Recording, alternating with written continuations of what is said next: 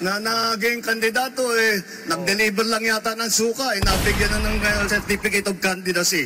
Mami! Bumili ka ng suka! Yung mukasim! Unay! Pabili nga po ng suka. Si Jinky, oh, grabe naman. Baka si Jinky yan. Ang hirap nunit ang mga kababayan. Nag-donate ka na sa Partido Federal para maisali ka sa lineup. Ikaw pa na pagtripan. Hindi. No joke. Tayo dito gusto ho nating malaman kung ano yung mga saloobin nitong si Manny Pacquiao ngayong mga panahon na to. Gusto ho nating malaman sa kanya kung anong pakiramdam ng mapagtripan ng isang bank. At gusto ho nating malaman kung masaya ho ba siya dito sa Alyansang Pinas. Ito mga kababayan, sa mga bago lang ho sa PH Update, isang like at isang subscribe. Masaya na ho tayo dyan. At sa mga gusto sumali sa ating community, yung join button, nandyan lang ho sa baba. Para kayo ang pinakaunang makakita sa ating mga reaction video. Ito na ho muna, unahin na ho natin to. Mag-mega love shoutout na ho muna tayo mga kababayan. Natambakan na naman ho tayo. Ito ho, mega love shoutout ho muna tayo. Maraming salamat, Evan W. Maraming salamat ho, mega love shoutout. Palakpakan ho natin itong si Evan W. Salamat ho sa pagsuporta sa PH Update. Itong si PH Dadbon. PH Dadbon, ha? Shoutout po, sir, mula sa Geneva, Switzerland. Maraming salamat, Sir PH Dadbon. Ingat po kayo dyan sa Geneva, Switzerland. Maraming salamat. Mega love shoutout. Bilisan lang ho natin. Marami pa ho kasing nagpakulay. Ito kay Ma'am, dito kay Ma'am Banji Sembrano. Ma'am Banji, maraming salamat ho. Mega love shoutout. Mabuhay ho kayo. At mega love shoutout din ho dito kay Ma'am Baby Jean Jose. Maraming salamat ho dito sa 200 yan. Ingat ho kayo sa Japan. Maraming salamat ho. Mega love shoutout din ho dito kay Chai. Maraming salamat. Pa-shoutout po. Pwede po ang Mama Juliet ko na laging nanonood sa inyo, PH. Maraming salamat ho sa pagsuporta. Mama Juliet, mega love shoutout. Salamat ho sa pagsuporta sa PH Update. Mega love shoutout din ho dito kay Sir Toto Duterte Balahaw TV. Mega love shoutout. Maraming salamat ho sa pagsuporta sa PH Update. Mega love shoutout din ho dito kay Corazon Austero. Maraming salamat ho. Mega love shoutout. Ingat po kayo dyan sa Hong Kong, no? Mega love shoutout din ho dito ay Jake de la Serna. Sir Jake de la Serna. Mega love shoutout. Maraming salamat ho, no? Mega love shoutout din ho dito kay Sir itong si Sir Jake de la Serna. 2 beses siya nagpakulay, no? PH Update na take down na page ni Miss Joey. Kaya nga, no?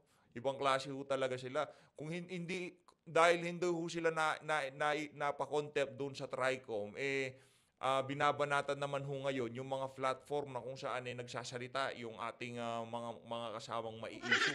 No, binabanatan ho nila. Pati itong si Sir EB. Si Sir EB din ho ata, tinake down na yung page niya. Wala na ho siyang update doon sa kanyang page, no? Itong si Ma'am Lovelyn Shibukawa. Ma'am Lovelyn, maraming salamat po sa pagsuporta. Ingat po kayo dyan sa Japan. Mega love shoutout din ho dito kay Raspberry, taga Australia ho yan. Melbourne, Australia. Yan si Ma'am Raspberry. Mega love shoutout. Maraming salamat po dyan sa 200 Australian dollars. Ayun na nga mga kababayan, rekta na ho tayo dito sa sinend ho sa atin ito ito. Meron ho palang commercial itong si Pacman. Na kung saan talaga ho pala ito hindi natin alam kung sinadya ba nitong si Marcos Jr. yung pinabili ng suka kasi parang meron ho talagang hugot meron ho talagang hugot tong si Marcos Jr. Pakinggan niyo ho ang sasabihin dito nitong si Bangag. Pakinggan niyo. Mga iba na naging kandidato nag-deliver lang mga iba na naging kandidato nag-deliver lang yata ng suka nabigyan na ng certificate of candidacy. Yan na nga ba sinasabi natin? Ang hirap pagka ito, pakita ko itsura nitong si Senator Pacquiao. Yan, yan. Former Senator Pacquiao. Anong feeling na mapagtripan ng isang buwan? Ikaw pala yung pinabili ng suka. Kasim! Unay! Pabili nga po ng suka. Uy, grabe naman niya si Jenke. Ganda-ganda ni Jenke. Yung ganito, Pambili. Bihirang Galing mo sumapak, man. Nay! Champion na ako! Bumili ka ng suka, champion ka na? Yung mukhasim! Ang Datu Putipo. Hindi, feeling ko unfair ho yun kay Manny Pacquiao, no. Malaki na ang donation niya sa Partido Federal. Siyempre di ka naman basta-basta makakasali diyan. Ang sinasali ho diyan mga bilyar, yan, mga binay, o mga soto, mga abalos, mga bigating apelyido ho, yung bilyonaryo ho talaga, may pera. Siyempre, kayo naman, alangan na mga kukunin kayo ng partido ng administrasyon, partido ng presidente, ng ganun-ganun na lamang. Wala ho ba kayong maiaambag? Baka dyan pa lang ho, pinagkakitaan na kayo niyang si Bangag, di ba? Siya ang dyan, siya ang pinuno ng Partido Federal, di ba? So lahat ng papasok na pondo dyan, kung sino man ang campaign manager nila o kung sino man ang titimon sa mga pera na yan, kung ako sa inyo, naku, bantayan nyo yan, lalo na ikaw, Manny. Ang dami mong aligasyon dyan sa mama na yan. Nakesyo hindi lang bilyon, trilyon ang ninakaw ng pamilya nila, di ba? Ngayon, yung pondo nyo, yung campaign fund nyo, yung mga donation sa inyo, dyan sa partido nyo, para sa kampanya ng nasa Partido Federal, bantayan nyo yun. Baka ninukin ng mga makakatiang kamay. Kasi yung budget nga na kung saan ang daming matang nakatingin, ang daming kailangan pumirma, naiisahan ng sambayanan. Paano ho pa kaya yung pera ng partido na hindi natin malaman pagka sinabi nitong si Bangag na, sige, kung bahala dyan, di ba? Hindi nyo alam, kaya kung ako sa inyo, yung mga kasama sa partido, naku, kung ako sa inyo, talagang nag-independent na lang kayo. Lalo na to si Pacquiao, kaya mo na magmangampanya mag-isa di ba? Sama mo yung pulang kabayo, sigurado mananalo ka. Pakinggan natin. Mga iba na naging kandidato, nag-deliver lang yata ng suka, nabigyan na ng certificate of candidacy. Manny! Bumili ka ng suka! Yung mukhasim! Opo, Nay! Pabili nga po ng suka. Si Jinky, grabe naman. Baka si Jinky yan. Diba? Tingnan nyo naman ho yung mukha na yan. Itago nyo na.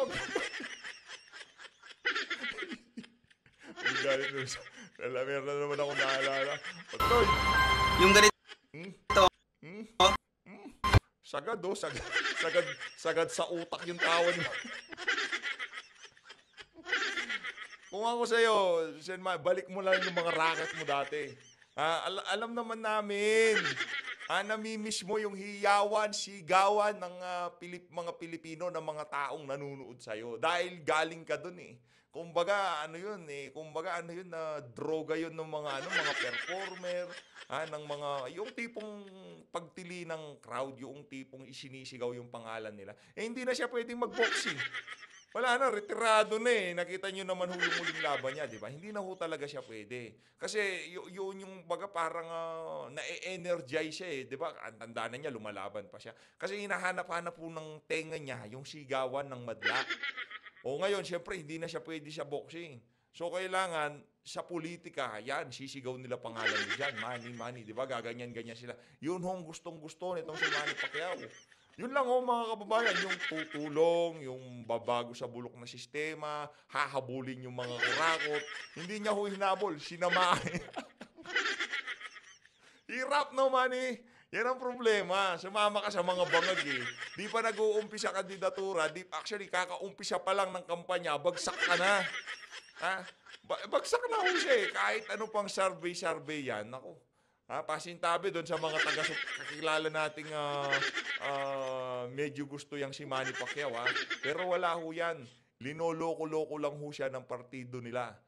Ng alyansang sinamahan niya. Ang daming pwedeng paringgan. Bakit ikaw pa? Pwede naman sabihin nitong si Marcos Jr., iba dyan, pabudots-budots lang pero nananalo. Wala namang alam gawin. Di ba? Yung iba dyan, puro parinig sa mga issue ng ating bansa. Kagaya nitong si Amy Marcos. Kaso pinabili pa talaga ng suka. Gusto mo yon ikaw ang ginagawa nilang clown dyan sa partido. Mamaya ho mga kababayan, papakinggan ho natin. Yung speech nitong si Marcos Jr. dyan sa Partido Federal. Galing mo sumapak, man. Nay! Champion na ako! Bumili ka ng Nay, champion. Pambira talaga. Ayan na! Champion na ako, champion! Eto ho, rekta ho tayo dito sa pinakalites ngayong araw na to. Ito matindi ho itong mga kababayan, Pinsang buo ni Lisa Marcos timbog sa operasyon ng CIDG. Naku, ano kaya kaso nitong ali na to? Sa bagay, no, talagang yung resemblance, hindi mo maipagkakaila, di ba? Talagang yang si partida, yang kay Lisa, puro Photoshop na yan. Kumbaga talagang bugbog sarado sa Photoshop yung pagmumukha niya na yan sa mga picture na lumalabas sa social media. Pero talagang yung resemblance, parang pinagbiyak na ano, di ba? Kuwang-kuha, tingnan nyo naman, pati yung hairdo, talagang, tingin ko kung di lang first lady to, magkakasama yan. Pero, ano bang naging kaso nitong si first cousin ni First Lady Lisa Marcos na si Margarita Cacho, dinakip sa Guimaras sa kasong swindling. Naku, swindling! Ano ba sa Tagalog yung swindling? Panggagancho, ganun ba yun? Problema yan. Yan, ganyang hong mga karakter ang meron sa pamilya, sa mga kamag-anak na mga nakaupo ngayon sa administrasyon na to. Masaya ho ba kayo na nakikita ng mga ganitong klaseng tao na konektado sa unang pamilya ang mga nahuhuli? Swindling. Tama ba, Gancho? Gancho ba? Di ko alam eh. Di ako magaling sa ganyan eh. Pero alam ko, manggagancho, di ba? Tingin natin kung hindi nahuli yan, ay kung hindi first lady yan, naku. Malamang sa malamang. Malamang sa malamang. Malamang sa malamang. Naku. Ito para naman ho dito kay Maggie. Wag ko kayo mag-alala. Pinsan nyo, first lady. Di ba? Pinsan nyo yung first lady. Ang bilis lang ho kayong harborin yan, panigurado. Yung mga dapat ikulong, lumalabas. Ganun ho yan eh. Dilima, di ba? Yang si Kerwin Espinosa, yang si Mabilog, yung mga dapat nakakulong, lumalabas. Yung mga dapat nasa labas, kinukulong, kagaya nitong si Pastor Apollo Kibuloy. Wala naman ho siya dapat sa kulungan. Mga pawang aligasyon pa lang yun sa kanya, talagang pinapahirapan ho siya. Yung mga hindi dapat ikulong, ikinukulong ho nila. Meron nga silang meron nga bumubulong sa mga utak nila. Kaya nga para dito kay Marcos Jr., ayusin nyo ho yung pagtanggap nyo ng bulong kung kanin-kanino. Yung nyo ho, kumbaga kayo ang nalalagay sa alanganin. Pero yan ang gusto nyo eh. Nung kampanya, nung 2022, naalala natin yung mga kakwentuhan natin kagabi. Diyan, kaya mampamat dito kay Sir Marlon. Yung strategy talaga nila, walang negative campaigning eh. Yung tahimik lang, wag ka sasagot, hayaan mo sila. Yung strategy natin gumagana. Ito, kakaumpisa pa lang ng rally, negative campaigning na kagad, pinagbibira niya. Itong si Manny Pacquiao. Ang tinamaan pala si Manny, no? Ito, pakinggan natin ang naging talumpati nitong si Manny Pacquiao. Ito. Pakinggan natin itong si Budol's Champ. Pakinggan natin. Naimbag na aldaw amin na po. Maraming salamat po. Unang-una, nagpapasalamat ako sa Panginoon sa binigay niya magandang panahon at siyempre malusog na pangatawan sa ating lahat. Maraming salamat sa inyong mainit na pagtanggap sa amin ngayong araw na ito. Pilipinas kung mahal. Ang tanong ko po, Pilipinas kung mahal, nasaan ka na ngayon? Ano nang nangyari? Bakit tayo nagkahiwalay? Babawian niya ho itong si Marcos Jr. Bakit tayo nag-aaway-away? Kung sinong nakaupo, may mga kumukontra. Ang programa ng ating Pangulo ay napakaganda. Doon sa bagong Pilipinas po, kasama po doon, ang isa sa nagustuhan ko, yung sustainable livelihood. Sustainable livelihood at saka pabahay. Sustainable livelihood saka pabahay. Nasaan yung sustainable livelihood? Itinago mo, kinuha mo, linagay mo lang sa Jensan. Yung pabahay, nasaan na? 6 million pabahay. Nasaan na? 1 million kada taon. Nasaan na? Gumana na yan, Brad. Madami nang nabudol yan. 31 million na Pilipino ang nabudol noong 2022. Presidential election. Yung mga sinasabi mo na yan. Kaya, por favor, mag-unos dili ho kayo. Huwag nyo na hong banggitin yung mga kasinungalingan na yan sa harap ng sambayan ng Pilipino. Hindi ho, kumbaga, hindi kayo magkakaroon ng advantage sa kampanya na yan kung yan ang mga ibibida nyo. Livelihood, pabahay ni Marcos. Yari tayo. Alam nyo po, bago ko ituloy yan, topic na yan, gusto ko lang po sabihin sa inyo na ako'y natutuwa at masaya dahil sa naiambag kong karangalan sa ating bansa Nako, at ang yan bansang ang- Pilipinas. At doon sa naiambag mo na yon, dapat ka talagang palakpakan at pasalamatan. Ayan ha, o papalakpakan ka namin. Pagdating sa boxing, walang question dyan. Idol ka dyan. Ikaw ang number 1 sa puso ng bawat isang Pilipino. Pero pagdating sa politika, nabigyan na ho kayo ng pagkakataon. 6 na taon. Ano hong ginawa nyo sa Senado? Ngayon, babalik na naman ho kayo. Ha? Para saan? Para himudin ang tumbong nitong si Marcos Jr. Para pagka inumpisahan ang impeachment at kayo ang tumimon dyan sa impeachment na yan, kayo ang nagsilbing senator judge, siyempre galing kayo sa Partido Federal. Ngayon pa lang, nakita naman ho namin kung anong karakas na meron kayo, di ba? From trillion, billion na magnanakaw ang mga Marcos, ngayon nakakabilib yung livelihood at pabahay. Palakpakan ho natin. At ang bansang Pilipinas, nakilala hindi lamang dito sa buong Asia, kundi sa buong mundo. Bilang Pilipino, proud na proud ako. Proud na proud ako dahil nailagay natin sa mapa ang ating bansa. At ang nais ko sana na tayong lahat nagkakaisa para sa isang pangarap. Isang pangarap na umasinso ang bawat Pilipino, ang bawat pamilya. Alam niyo po, ako'y nalulungkot sa dami ng problema ng ating bansa. Maraming mga Pilipino na parami ang walang trabaho, maraming nagugutom. Yan na nga ba sinasabi ko, babawian niya ho yung si Marcos Jr. Babawian niya ho. Partida ha, nasa administration lineup siya. Ngayon sinasabi niya, ang daming nagugutom, ang daming nahihirapan. Sino bang boss? Sino ba ang pinuno ngayon sa pamahalaan? Kasama mo dyan sa Partido Federal. Bago mo ibuka ang bibig mo sa mga ganyang klaseng pagtitipon, siguraduhin mo munang nakinonsulta mo ang presidente. Tinanong mo siya, bakit ang daming nagugutom? Bakit walang trabaho ang mga Pilipino? Tanungin niyo siya, para hindi ko kayo nagmumukhang tanga dyan. Di ba? Kung yung inyong pinuno na nagpapakilala sa inyo bilang mga kandidato, ngayong eleksyon na to, walang magawa dito sa mga nararanasan natin problema at kalahati dito, galing din naman sa mga kagagawa nitong administrasyon na to. Hindi ho kami aasa sa mga kandidatong isi-serve nila sa sambayan ng Pilipino, gagawa doon sa mga hindi niya nagawa. Paano ho gagawin nitong mga kandidato na to, yung kanilang mga sinasabi, gayong yung nagpapakilala sa kanila, hindi nga ho nila magawa yun. Pinili nga kayo ng administrasyon nitong si Marcos Jr. para maging utusan dyan sa Malacanang. Yun lang naman ho yun. Hindi naman kayo magiging independent thinker dyan. Yung kumbaga, meron kayong mga sariling desisyon. Meron na ho,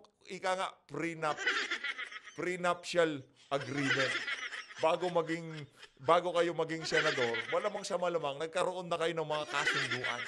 Kung ano-ano ang pwedeng maitulong sa pamahalaan, dadalhin kayo ng partido, di ba? Ano naman para sa partido o makukuha ng partido kung sakaling maupo kayo? Yun. Pero, dito sa mga kandidato nitong si dating Pangulong Rodrigo Duterte, wala akong ganon. Nandun lang ho tayo sa katuwiran. Doon sa tama, sa katuwiran lang ho tayo. Kung ano yung tama, dapat yun ang gagawin. Maraming blanco ang BICAM report. Questionin. Kayo, kini-question nyo ba yan? Yung kaliwat kanan ng korupsyon, kini-question nyo ba? Yung flood control, 1 billion per day, kini-question nyo ba? Ang galing nyo magpabida-bida, sa bagay kahit ano naman hong sabihin nila sa kanilang mga speech na to, lalabas pa rin ho ang pagiging incompetent ng administrasyon ni Marcos Jr. Wala ho silang maibibida. Anong mga plano? Ano yung livelihood at saka pabahay? Meron ho ba kaming nakikita? Huwag niyong ibida kung hindi na-deliver ni Bangag.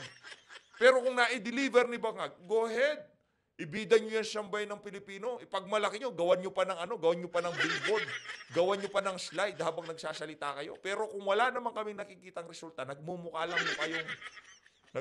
lang ho kayong pinabili na suka. Ako man po nakaranas ng paggutom. Galing po ako sa pinakamahirap na pamilya, natutulog po ako sa kalye. Ayan, marami pa ako mga kasama dyan na buhay pa. Saksi sila na ako, natutulog sa kalye. Ang sapin ko, karton lang. Naranasan ko po yun, kaya ganun na lang ang aking concern sa ating mga kababayan na naghihirap. Naranasan po namin na hindi magkakain ng pagkain sa isang araw, tubig lang inumin namin para makasurvive. At yung moment na yan, hindi ko makalimutan sa buong buhay ko. So, ano, doon sa mga experience mo na yun. So, naging mahirap ka ngayon. Ihahawon mo sa kahirapan ng mga kababayan natin. Yun ba gusto mo sabihin sa amin? Walang niya kayo. Ang bubudol din. Ano na to ko? Nagka-6 na taon doon kayo sa Senado. Ha? Anong nagawa nyo? Ay, mali pala. Nagka-12 taon doon kayo sa pamahalaan. Anong nagawa nyo? Yun, given na yun. Given na yun. Given na yun! Walang niya ka, ha? Binigyan mo ng napakalaking karangal ng Pilipinas. Kung ginawa kang senador, ano na yun, kumbaga pasalubong, kumbaga papasasalamat ng sambayan ng Pilipino. Okay na yun. Naka-12 taon ka na. Okay na yun. Pahinga na ho kayo. Di ba nagtapos kayo ng termino nyo? O, nagtapos ba siya? O tumakbo siya ng Hindi, basta, kung yung pagiging senador mo, regalo yun ng sambayanan. Pero ngayon, nakita na namin, kailangan na ho namin ng bagong set ng mga senador na kung saan, hindi ho basta-basta pwedeng mabudol lang. Habang ako'y nabubuhay, talagang tumutusok sa puso ko at naalala ko palagi tuwing may nakikita akong mahirap. May isang pagkakataon po kasi nangyari sa buhay namin. 1:30 ng hapon, ang kapatid ko, ngayon gobernador na po siya, asawa ng Panginoon, gobernador po siya ng Sarangani, 5 years old pa lang po yon. At umiiyak na 1:30 ng hapon, walang almusal, walang pananghalian. Humihingi ng pagkain, mama, pagkain, gutom ako. Kami, gutom na rin kami. Pero ang sabi ng mama namin, ni Mami D, mga anak, ano magagawa ko? Wala akong pera pambili ng pagkain. Uminom lang muna kayo ng tubig. Baka mamayang gabi makahanap din ng pagkain. Yung moment na yan, na hindi ko makalimutan, habang ako'y nabubuhay at tuwing may nakikita akong mahirap dito sa ating bansa, tinutusok yung... Binubola mo naman kami, brad Pilantropo ka na. Eto, totoo ha, kung mahusay ka, kung meron ka talagang pangarap sa sambayan ng Pilipino, at talagang alam mo gagawin mo sa Senado, okay. Senador ka. Kung may paninindigan ka, kagaya nitong si Atty. Vic, hindi siya basta-basta nabibili. Meron kang galing, kagaya nitong si Pastor Apollo Kibuloy. Ha? Meron kang tapang, na kagaya nitong si Kong Dante.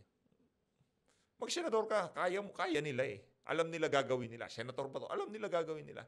Pagpasok nila sa Senado, hindi sila yung patalon-talon kung ano-ano yung bandwagon sila, kung ano yung pinag-uusapan. Wala silang sariling... ito kasi meron silang mga agenda, yung mga kandidato natin. O, yung oversight function ng Kongreso, gusto nilang palakasin. O, itong si Pastor Kibuloy, naku, ano ho yan? Development ho talaga at yung mga magnanakaw na may kalalagyan kayo kay Atty. Vic Rodriguez, bababaan ang threshold ng plunder. O, madami hong magugurgur dyan, tapos death penalty sa mga politiko. Ngayon, kung ikaw talagang para sa malinis na pamahalaan, pagka merong panukalang ganon, dapat lundagan, pabilisan ang boto. Ako, suportado ko yan kasi di ako magnanakaw. Ngayon, kung sakaling maupo itong mga kandidato natin at merong nagpanukalang gano'n na tawag dito, parusang bitay sa mga government official na magnanakaw, doon ho natin masasala. Ngayon kasi sinasala na natin Kumbaga nakikita na natin kung sino yung mga mesaltik sa utak, yung medyo matino at yung tipong walang paninindigan. Nakikita na ho natin ngayong mga panahon na to. Pero pag dumating ho yung punto na nagpanukala na itong ating mga kandidato, nagugurgurin lahat ng politiko na kurakot sa Pilipinas. Naku, doon ho talaga natin makikita. At sana markahan ho yun ng ating mga kababayan. Yung puso ko, gusto ko silang tulungan, gusto kong paunlarin ang bansa natin. At ayaw na ayaw ko yung... Yan. Yung mga ganyang klaseng... Kasi dati pag isang ganyan lang, isang ganun lang niya, talagang naghihiyawan Tapos bibilisan niya, di ba? Pagka second round pa lang, talagang sarado na, di ba? Yun ho, yung naghihiyawan yung tao. Yun naman ho, ang kinababangagan niyan si Manny Pacquiao. Iba-iba ho kasi, yung iba pulburon, yung iba yung crowd, yung sigawan, yun hong hinahanap-hanap ng mga yan eh.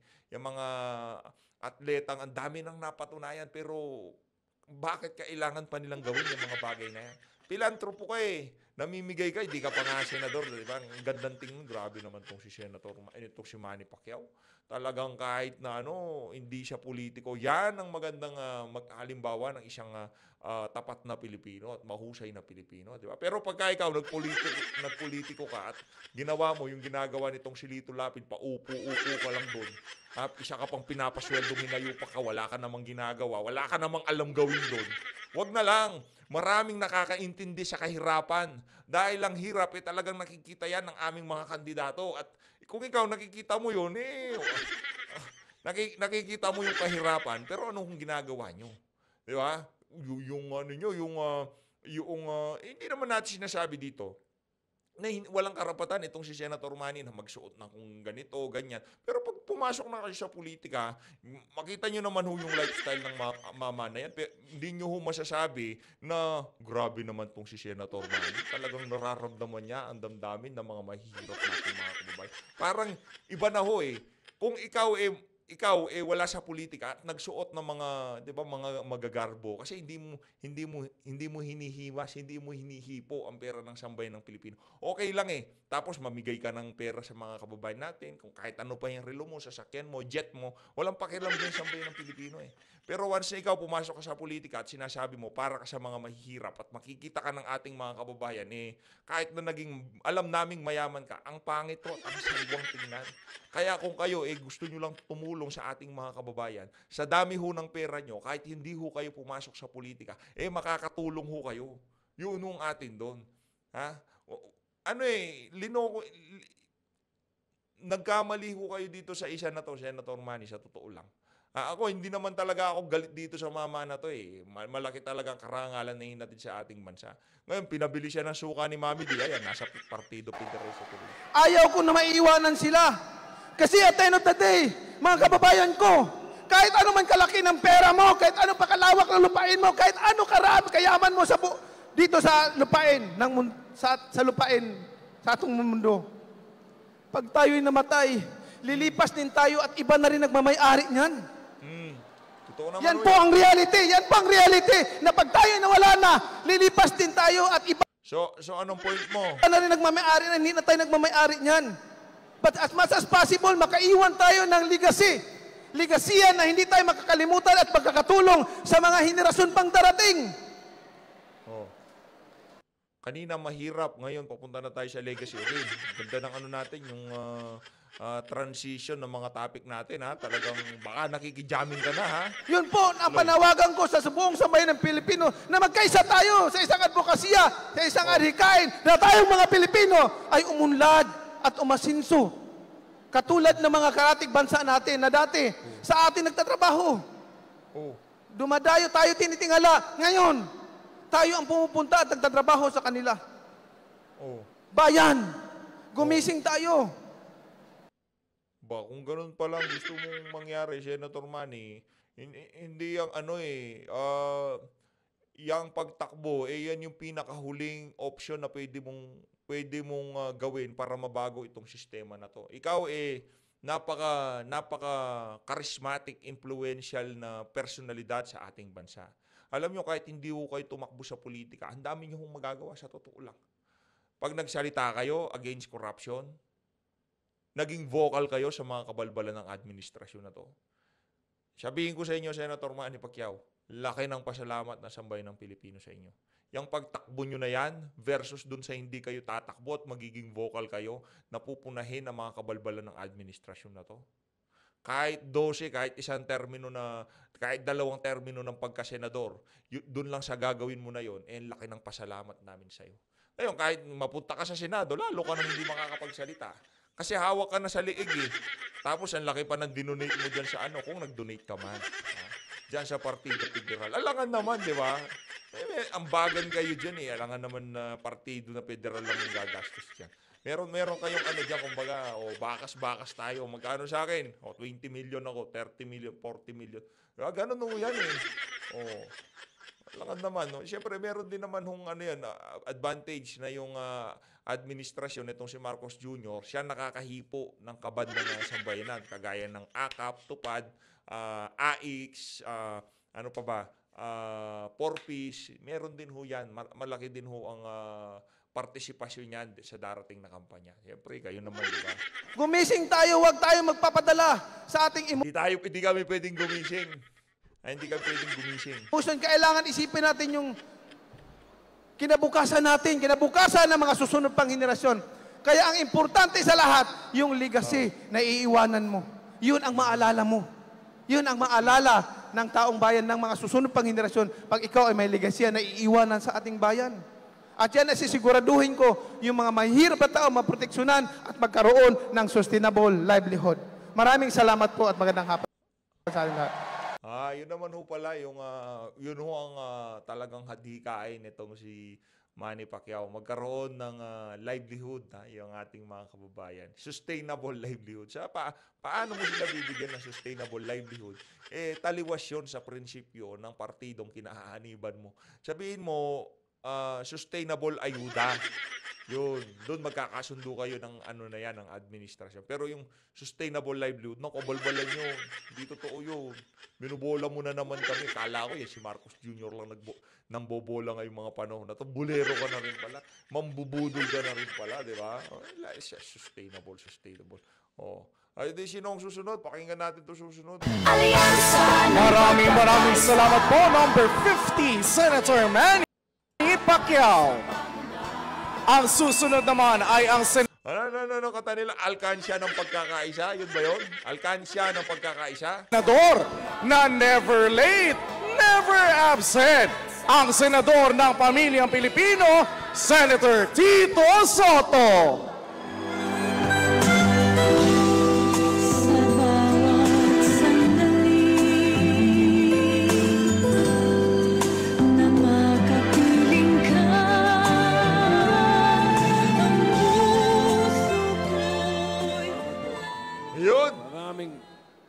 Maraming salamat po. Magandang hapon, mga dabarkad sa Ilocos Norte. Noong unang panahon, once upon a time, sabi nga, ako po'y naging vice mayor ng Quezon City. Nakita ko noon, ang daming kulang sa local governments. Hindi po nila magamit ang calamity fund nila kung hindi magdideklara presidente. Walang family courts sa Pilipinas. Ang shabu, regulated drug. Tumuntong po ako sa Senado noong 1992. Kinreate ko yung Philippine Drug Enforcement Agency. Yung calamity fund, Brad, hinay-hinay ka, ha? Yung mga kasama mo dyan, nagpupulburon. Baka pagtulong-tulungan ka pag nakatalikod. Ikaw pala gawa ng PIDEA. Binago ko po yung local government code, inilagay ko sa local government na pwede na sila ang magdeklara. Pati po yung mga family courts. So, yung mga napunhan mo na yon sa kakulangan ng pamahalaan ng mga panahon na yon, okay na ho yun. Napunahan na yung mga yun. Ngayon, nagawa niyo na trabaho niyo, huwag niyo sasabihin sa amin na marami pa kayong gagawin. Dahil nung panahon ni Tatay Digong, naging Senate President pa ho kayo. Kung meron pa ho talaga kayong maibubuga, dapat noon pa lang binugan niyo na lahat. Pero ngayon, hihingi na naman ho kayo ng 6 na taon sa amin. Bibigay na lang namin kay Congressman Marcoleta, kay Senator Bato de la Rosa. Okay? Sa buong Pilipinas. Ngayon po, yung mga city... Wala akong galit dito kay Tito Sen, ha? Wala tayong ano dyan. In fairness, nung naging Senate President yan, isa yun sa mga naging nakita nating matinong Senate President. Pero hindi natin iboboto yan. Mas iboboto pa natin itong si Senator J.V. Hinlo. Marami pong municipality na ginawa nating lungsod. 67, nung tumuntong akong senador. Paglipat ko, 100 plus na at ginawa ko po yung 33. Ngayon, tuloy mo. Nabitin eh. Ngayon, pagbalik ko po ng 2010, nakita ko Wala pong mental health law. Nako. Maraming kakulangan ng mga doktor sa Pilipinas. Ginawa ko po yung mental health law. Ginawa ko rin pong libre ang pagiging doktor ng isang Pilipino. Free medical scholarship sa buong Pilipinas. Libre tuition fee, libre libro, libre ang lodging, may allowance pa. Kailangan dumami ang doktor sa Pilipinas sapagkat pinagdaanan natin, ginawa ko rin yung Bayanihan 1, Bayanihan 2. Marami pong kailangan na doktor, bagamat nabigyan natin ng kayuda at kahit papano ang mga nawalan ng trabaho. Ngayon naman, kailangan po ng tulong ni President Bongbong Marcos. Kaya Anong tulong ba kailangan niya? Hawak doon sa bendihadong lalagyan ng pulburon? Nako, ang dami na nga umahawak, kaya nyo na. Papatulong nyo pa sa ating mga kababayan. Ayun na nga mga kababayan, dito na natin tatapusin. Baka meron pang mabulat si Tito Soto. No? Bigyan nyo na lang kay Congressman Rodante Marcoleta. No? Sa mga kamag-anak nyo, i-kampanya nyo ho yung ating mga kandidato. Nandyan ho sila sa Gedli, no? Nandyan na yung mga, ayan, updated na ho yung mga numero. Yan, si Attorney JV, yaang si Senator Christopher Bongo. Iboto ho natin, tulungan ho natin sila. Magtulong-tulong ho tayo para mailukluk ho sila sa susunod na eleksyon, no? Diyan sa Senado. Maraming salamat to. Mag-ingat ho kayo lahat. Basta tayo yung pinabili na suka, ano ho siya ngayon, kumbaga talagang siya napagtripan sa social media. Maraming salamat to. Mag-ingat ho kayo lahat. Mahal natin ang Pilipinas. Kung ako sa iyo, Manny Pacquiao, umalis ka na dyan sa partido na yan. Magsoloista ka na lang. Diba? Magsoloista ka na lang. Sanay ka naman doon. Yun naman talagang laban mo sa gitna ng ring. Wala ka namang kasama doon. Dito sa laban na to, dapat solo ka para talagang makita namin yung devotion mo, yung talagang yung laban mo para sa kahirapan, no? Ngayon hindi namin makikita Kasi ang ginagawa ng administrasyon hindi nila linalabanan ng kahirapan. Tinuturuan nila paano maging mahirap ang ating mga kababayan. Maling team ang sinamahan mo. Di ba? Yun ho ang administrasyon na to. Kaya naman, mga kandidato natin, huwag niyo kong kalimutan. Maraming salamat sa mga nagpakulay dito sa video na to. Bukas ko na ho kayo may isa shoutout. Maraming salamat. Mag-ingat ho kayo lahat. Mahal natin Pilipinas. Mabuhay.